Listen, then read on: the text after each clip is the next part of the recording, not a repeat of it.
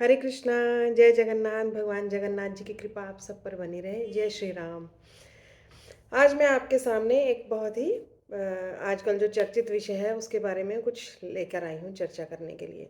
आजकल प्रत्येक घर में, आपके घर में भी आए होंगे, प्रत्येक घर में अयोध्या जी की ओर से श्री राम मंदिर में श्री रामलला की प्राण प्रतिष्ठा के लिए आमंत्रण देने के लिए आ रहे हैं, जिसमें कि ये इस प्रकार से आ रहे हैं। ये छोटा सा पाउच है, इसमें अक्षत है और ये मंदिर की ओर से, अयोध्या जी की ओर से राम भक्तों के लिए कुछ निवेदन है। और ये इस साइड राम मंदिर का विवरण है। और ये जो है एक फोटो है जिसमें राम मंदिर का आपको चित्र दिखाई देगा। तो कई लोग इस चीज़ के लिए आपत्ति कर रहे हैं कि ये क्यों ऐसा कर रहे हैं, ये क्यों दे रहे हैं। आपको आकर आएगी टोली, एक 20-25 लोगों की, और टोली आपको बोलेगी जय श्री राम, और ये हम आपको आमंत्रण देने आए हैं।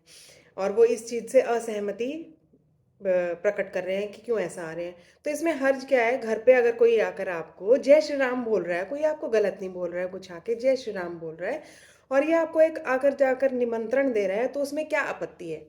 और दूसरी चीज़, ये अक्षत तो वैसे भी शुभ के माने जाते हैं हमारे यहाँ हिंदू धर्म में। अगर कोई आपको अक्षत दे रहा है, कुछ देकर ही जा रहा है, कुछ आपसे लेने तो नहीं आ रहा है, मांग तो नहीं रहा है, तो क्या आपत्ति है उसमें? उससे आप क्यों असहमत हो कि आपको आमंत्रण दिया जा रहा है? दूसरी चीज़, अब इलेक्शंस जब हमारे यहाँ होते हैं, वोटिंग होती है, तो फिर हर पार्टी से हमारे हमारे घर में आकर हमें पर्चियाँ दे देकर जाते हैं। हम हर एक की पर्ची मान के साथ रख लेते हैं। हमने वोट तो एक को ही देनी है, बट हम सबकी रख लेते हैं कि चलो किसी का अपमान ना हो। तो हम उनका भी प्यार से, जो वो दे रहे हैं उनका मान करने के लिए लेकर हम रख लें, तो उसमें क्या हर्ज है रख कर लेकर रखने में। दूसरी चीज़, वो कह रहे हैं कि हम लोगों को सबको पता है कि इस चीज़ का राम मंदिर में श्री राम की प्राण प्रतिष्ठा हो रही है, तो हमें क्यों बुला रहे हो आप? अब अगर एक वर कन्या का विवाह तय होता है, तो हमारे यहाँ प्रचलन है, पुरानी प्रथा है कि वधु पक्ष के जो सब लोग रहते हैं, वो वर पक्ष के यहाँ अक्षत और हस्तलिखित विवाह पत्रिका लेकर जाते हैं, निमंत्रण देते हैं, या विवाह पत्रिका का उनको अवगत कराने के लिए, या एक एक ये हमारे यहाँ रिवाज बना हुआ है। तो वो कहेंगे कि हमारे ही तो पुत्र के साथ आपका की पुत्री का विवाह तय तय हुआ है, हमें तो पता है, आप हमें क्यों बुला रहे हो? लेकिन एक ये हमारे यहाँ प्रथा बनी हुई है, तो इस वजह से वो जाते हैं और वो भी मान से ले लेते हैं उस चीज़ को।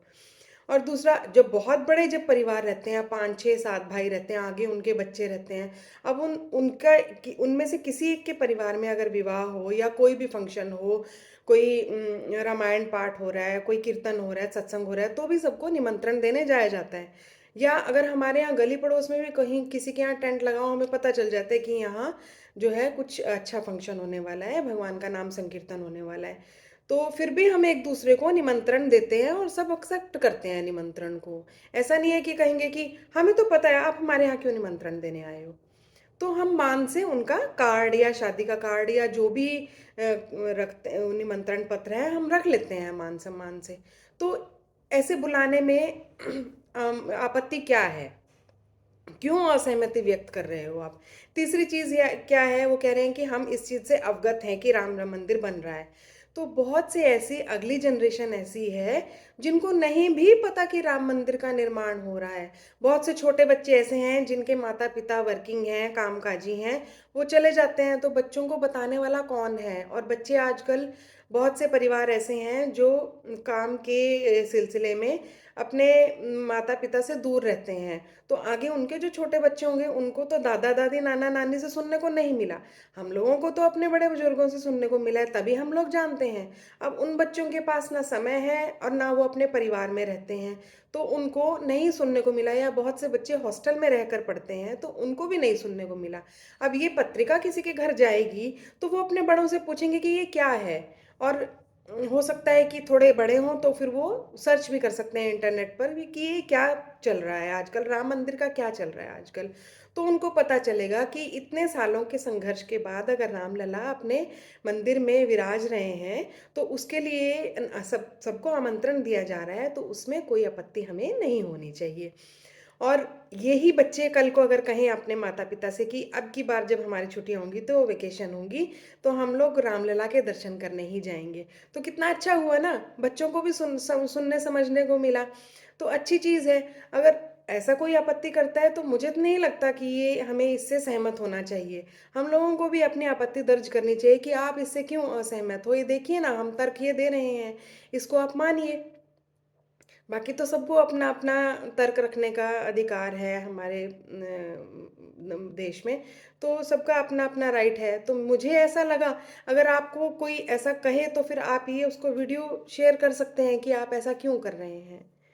ठीक है, अगर आप कोई आपके घर में लेकर आए ये आमंत्रण पत्रिका, तो प्लीज़ उसको सम्मान से लेकर रख लीजिए, अपने मंदिर में रख लीजिए। हरे कृष्णा, जय जगन्नाथ, जय श्री राम। भगवान जगन्नाथ जी की कृपा आप सब पर बनी रहे।